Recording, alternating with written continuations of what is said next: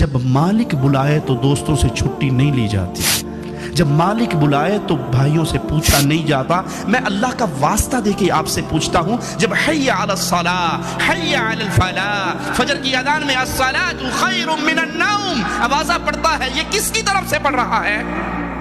बोलिए, किसकी तरफ से? कौन बुला रहा है? कौन फलाह का नारा, कौन फलाह के वादे कर रहा है? अल्लाह की तरफ से आवाज़ आ रही है, मालिक की तरफ से मुकर्रर करदा मुअज्जिन अजान दे रहा है। और जब मैं वो अजान सुन के अपने ऊपर कंबल डाल के दरवाज़ा बंद करके करवट बदल के सो जाऊं, तो क्या वो जानवर मुझसे अच्छा नहीं जो 2 टाइम की हड्डी रोटी खा के मेरे कदमों में घूमता है? और मैं उस खालिक की आवाज़ पे नहीं उठता जिस खालिक ने पानी के गंदे कतरे से मुझे पैदा किया, माँ के पेट में 9 महीने मुझे रिज़्क दिया, माँ के पेट से निकाला, माँ की छातियों पे दूध की नहरें बहाई।